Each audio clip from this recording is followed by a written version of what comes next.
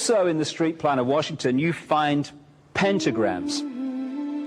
So here we have two pentagrams in the street plan of Washington. The top one points into the Capitol building, and the one at the bottom points into the White House. This is a political building, so we're told. In fact, it's a temple to a secret society, built by the Freemasons to a specific design, Congress, the Congress building. Where did it get its name from? Capitol Hill, from a sacred place of the Roman Brotherhood going way back called Capitoline Hill. And when Madeleine Albright, high priestess of this brotherhood, became Secretary of State, and she went across on her first overseas visit to Europe, she actually went to Rome and made an official visit, what for her would have been a pilgrimage to Capitoline Hill in Rome, and that's where we get Capitol Hill from. This is George Washington. In the last century, they decided they didn't have a decent statue of George, so instead of getting an American to produce one, they ordered it from Italy, from Florence.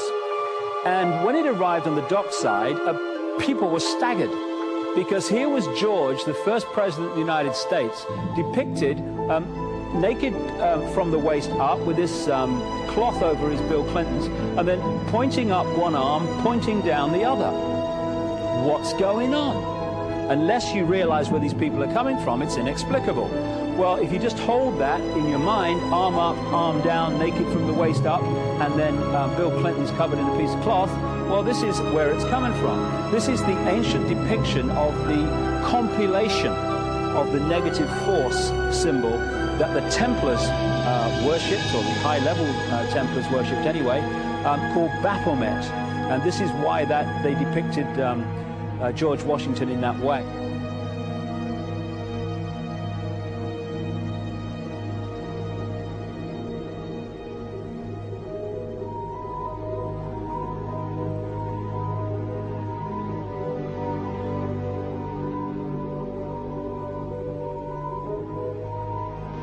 What has come to light is that it's now been, it is not so surprising for a lot of people that there are covens amongst the very educated class, architects, doctors, lawyers, priests, brokers, and the leisure class. These are people who have made pacts with the devil. That's right. It's really the best, the more accurate way of describing it would be that they have indulged themselves in the worship of the goat, of the prince, of the serpent, of Satan, of Lucifer, and they lead perfectly normal lives. They're jewel merchants. They travel. They're prominent in their own way, but they do have this indulgence. Father, here's a part of that I can never understand, that has never made sense to me, and that is, if somebody were to make a pact with the devil, then obviously the implication is if the devil is there to make a pact with them, to make a deal, to make their life, their short mortal life on earth, pleasurable, with money or women or travel, or more interesting, whatever it is they want. Yes. Then they are aware of the presence of the devil, and they are obviously aware then of the presence of God as well, and they nevertheless make a conscious, stupid, short-term, blind choice to take what they can get in this lifetime. And to embrace one, you must embrace the other. It's not like it's some wishy-washy person. I know you do. It is a very not easy to understand, except when you talk with them, when they let their hair down and peel grapes, as we say, and when they're on their way to being cured of what or healed is the proper word. You find that there's an exhilaration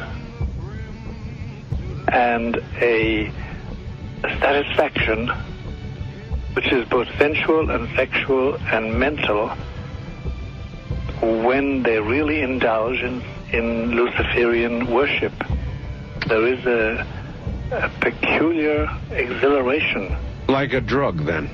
Yes, it's a peculiar exhilaration. And of course, the godly instincts in us all, the angelic in us all, because we all have something angelic and something godly, besides everything else, a lot of other negative things, that is quenched.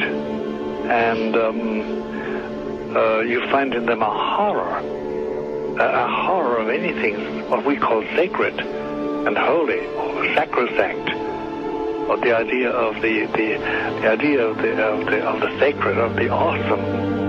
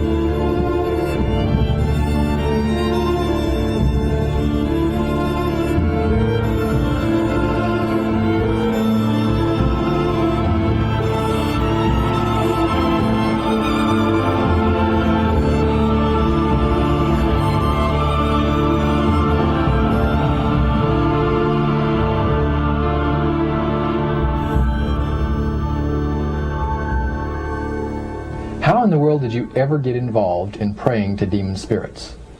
A fellow that had been on a particular ship with me, he told me, "Hey, I got something fantastic to tell you." He said, "I am affiliated with people that speak with the spirits of the dead. How would you like to talk to the spirit of your dead mother?" And I was shocked. I was shocked. He said, "You wouldn't be afraid of talking to the spirit of your dead mother, would you?" Well, I said, "I'll tell you what, I would have to give that some thought, because it's something I never thought about before in my life." Most of us probably haven't. A little afraid of something like that. Well, he says, you know, it's written all over your face. You're afraid of going to a seance. But he says, "I know you. He says, you're going to come."